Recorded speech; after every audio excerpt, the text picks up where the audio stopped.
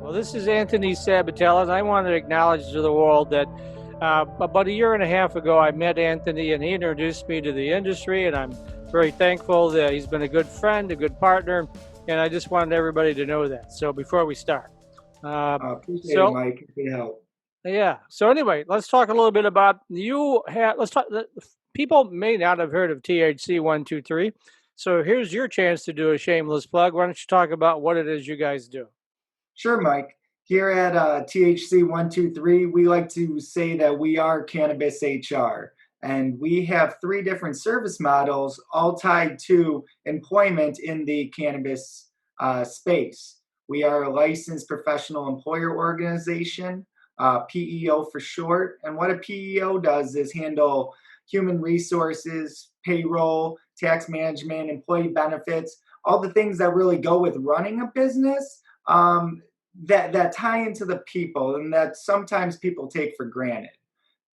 Understanding that we are servicing cannabis and ancillary businesses exclusively, we are also able to help them do front end staffing as a licensed employment agency and also help go to market as a retail insurance agency and really help different businesses outsource some of the problems that they can have to a trusted service provider and also aggregate the risk so we can provide some of the smaller, medium-sized businesses some of the industry protections some of the larger employers are able to offer.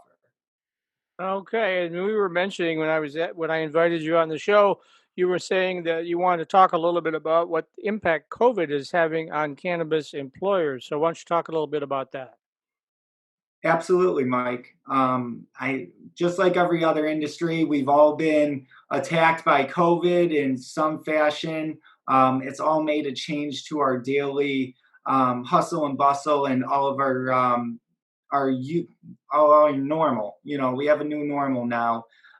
What Gretchen Whitmer happened to do back on July 29th, she issued her executive order, the 161st of the year, which established some different safeguards for Michigan workers from COVID. Understanding that impacted all industries, I really wanted to dive in a little bit on how COVID controls are being put in place for provisioning centers, for cultivation facilities, so everyone can really understand the impact and the risk management protocols cannabis businesses have been taking. Okay. Uh, Kind of understanding the MRA, they've been taking some proactive steps to ensure marijuana businesses protect their employees, their patients, caregivers, and also the recreational market as well. You know, understanding that COVID affects people, and we got to keep our patients safe, and also we need to keep our employees safe. Um, at a minimum, the MRA stated that cannabis businesses have to develop a COVID 19 preparedness and response plan. That also needs to tie in some of the key points that OSHA, the Occupational Health and Safety Administration, um, ties into all of the different industries to create these plans. And then within 2 weeks of activities at that business in person, those plans need to be made available to employees and consumers alike on site. Um, Another part of that is designated a work site supervisor to kind of implement, monitor the different COVID control strategies on place, just to make sure everyone's really doing their part in provisioning centers and other cannabis facilities alike. Um, Another big piece is training, the employee training that goes along with COVID, tied to infection control practices, tied to personal protective equipment, PPE for short, utilizing masks, different kind of gloves, sanitation devices. All of these things are trying to limit the amount of exposure and contact points for the employees and for the consumers. Did you have any questions on that yet, Mike? No, I didn't. Guys, you got anything you want to ask Anthony about that? I don't have any questions for you, Anthony, and guys, I have to jump, but I will say, Anthony, like you guys are doing some really important work. I mean, especially as a pandemic affects the people related to each of these businesses, I cannot imagine a more important role right now for these companies to be engaging with you and to be talking about, all right, how do we do this? How do we manage it? How do we make sure that our employees are taken care of? And we've got some really solid people here, especially in this market. Companies that definitely love their employees, trying to take care of them, even when the revenue's up and down, and very uncertain time for some of these folks. It's nice to see that people care about their staffs. Absolutely. And Patrick, I really think that's going to be the differentiators in this marketplace, especially once the market matures and normalizes. What's separating, business A from business B right down the street? Right. That's going to Right. be tied directly into how they're treating their employees, the pay rates for those employees, and also looking to offer employee benefits, medical plans. It's what I've seen as a big impediment from pulling great talented people from other industries is sometimes the ability to offer employee benefits for these startup businesses kind of create a hitch and a bottleneck because on the other side of this there are people with families with children that they need to take care of. So if we're able to outsource that function and also look to utilize economies of scale, we can then bring those different benefit plans to the market at a much lower rate because they're going to look at us as one large employer under THC123, made up of many small and medium-sized businesses and many of our kind of familiar names in the Michigan market. I was on a Zoom call as part of the Michigan Democratic Party's Cannabis Caucus. I had a Zoom call with the Attorney General Dana Nessel last week, and one of the things we asked her for, and one of the asks was to create a hotline so that people in the industry could contact the Attorney General's office directly if they were to find instances if employers were not treating them with respect, if local municipal officials were not respecting the cannabis laws, any of those situations. If they have an employer who's not respecting these new regulations coming out from the governor, or who's not taking COVID-19 seriously, or who is placing the employees in jeopardy because they're non-compliant with these regulations, there's a vehicle that the folks can complain. But if you don't let them know what that vehicle is or how to access it, it's really almost a useless tool. So Yeah. I'm hopeful that we'll be able to publish a phone number very soon, which is an emergency line that you can contact directly to the Attorney General to address some of those things you talked about, Anthony. I'd love to gather some more information from you on that, share that through our different platforms, because at the end of the day, we need to keep our people safe. We need to keep our, outbreaks from occurring on site, especially in our industry, because they do recognize us as an essential business.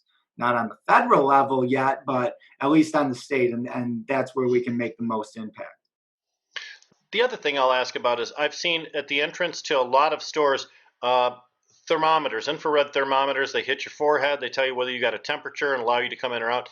Has the Marijuana Regulatory Agency or the governor required that level of screening for anyone that's actually coming into a cannabis business? Yes.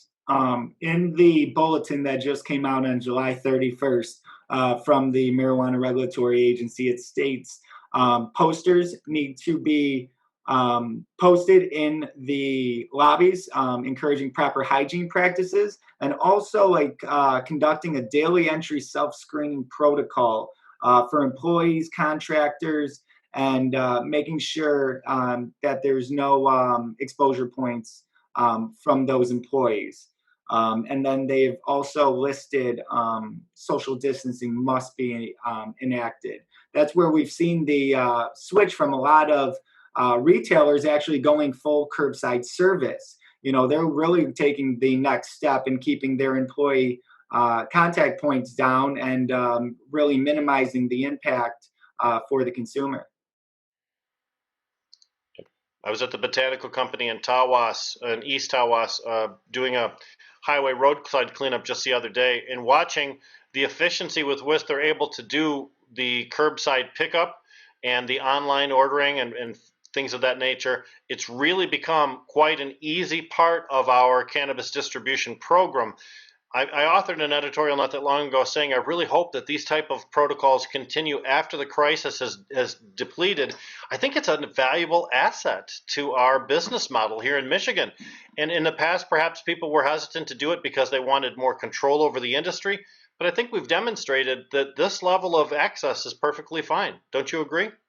I do agree with that, and I also think that we can use this as a benchmark of handling this type of interesting time frame, and we can handle it compliantly. We can handle this safely. We can handle the cash transactions and make sure that all parties are safe during this. That's what we're really looking for, is that overall risk management tied to this plant. And that's where I've seen a lot of opportunity for other ancillary companies that you mentioned, such as the e-commerce platforms, the online ordering, the ticketing systems. All of these different ancillary businesses, are ripe of opportunity to help service this market. We've already experienced quite an explosion of traditional cannabis businesses, and now all the creative, intelligent side businesses get to be formed by folks who are really just amazing entrepreneurs. I've seen a lot of different businesses spring up because of this, because of the cannabis industry. And health, safety, and wellness is just not an area in which I thought we would have a lot of entrepreneurial spirit, but it seems like that is taking place. Well, let me talk a little bit about those businesses that are springing up. What are you seeing, Rick? What am I seeing?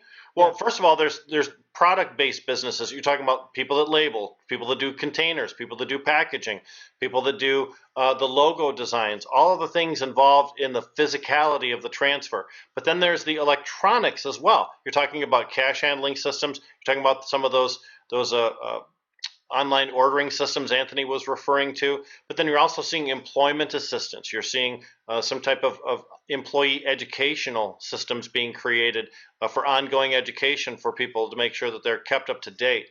Then you're seeing 420 Post, which is an informational news segment.